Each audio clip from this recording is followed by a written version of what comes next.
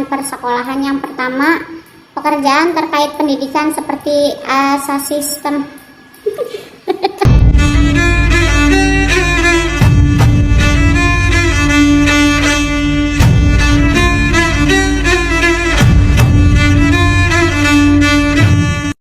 Assalamualaikum warahmatullahi wabarakatuh. Halo, nama saya Titik Mulyani dari Prodi PGSD Pendidikan Guru Sekolah Dasar STKIPN Indramayu semester 4. Di sini saya akan menjelaskan mengenai pengelolaan tenaga pendidik dan kependidikan.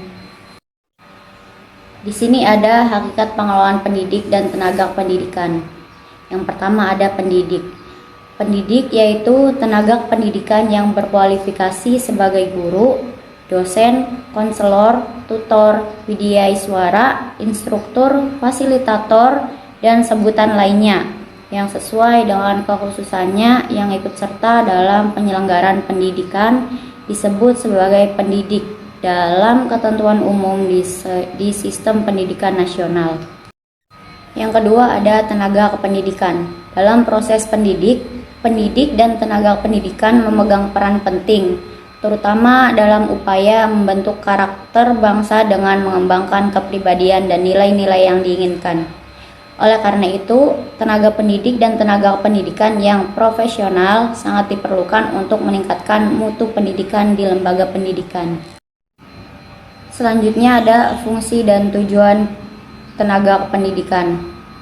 Menurut kemampuan yang pertama, pelaksanaan, pengurusan, pengawasan, dan administrasi khusus yang membantu siklus instruktif dalam satuan-satuan instruktif merupakan kewajiban guru. Yang kedua, pendidikan adalah tenaga profesional yang bertugas merencanakan dan melaksanakan proses pembelajaran, mengevaluasi hasil pembelajaran, memberikan arahan dan pelatihan, serta melakukan penelitian dan pengabdian kepada masyarakat, khususnya bagi pendidik di perguruan tinggi. Menurut alasannya yaitu yang pertama, memfasilitasi perekrutan dan retensi tenaga kerja yang komponen, dapat diandalkan dan bermotivasi tinggi. Yang kedua, menambah karyawan dan meningkatkan kapasitas mereka. Yang ketiga, menumbuhkan situasi kerja, eksekusi, determinasi, kerangka kerja, remunerasi, dan motivasi yang disesuaikan dengan pelaksanaan, peningkatan eksekutif, dan pelatihan terkait dengan kebutuhan hierarkis dan individu. Yang keempat, menumbuhkan praktik administrasi yang sangat berdedikasi yang memandang bahwa instruktur dan fakultas sekolah adalah mitra batin yang penting dan menumpuk lingkungan partisipasi dan kepercayaan bersama.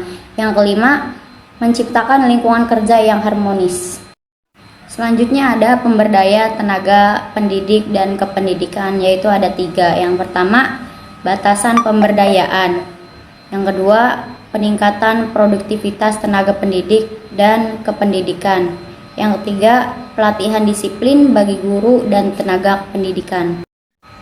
Sini ada tantangan dalam administrasi guru dan persekolahan. Yang pertama, pekerjaan terkait pendidikan seperti asisten, laboratorium, dan pustakawan. Yang kedua, ada pendekatan akting yang bermasalah bagi personal sekolah. Yang ketiga, yaitu ada distribusi tenaga ahli pendidikan sulit karena kecenderungan tenaga pendidikan bersifat primordial, khususnya enggan meninggalkan negara aslinya. Yang keempat, tenaga pengajar jarang berpindah karena konotasi negatif dari seringnya perpindahan di lembaga pendidikan. Yang kelima, kecerobohan yang disebabkan oleh diri sendiri dalam staf instruktif yang dilakukan para eksekutif menghasilkan efisiensi kerja yang rendah. Yang keenam, di luar sistem pendidikan telah terjadi sejumlah perubahan sebagai akibat pertumbuhan penduduk yang cepat yang mendorong ilmu. Selanjutnya ada aspek-aspek manajemen tenaga pendidikan. Yang pertama ada perencanaan, yang kedua rekrutmen, yang ketiga penempatan kerja pendidik dan tenaga pendidikan, yang keempat membayar guru dan tenaga pendidikan, yang kelima pembinaan dan pengembangan guru dan tenaga pendidikan, 6 penilaian tenaga kerja instruktur dan sekolah.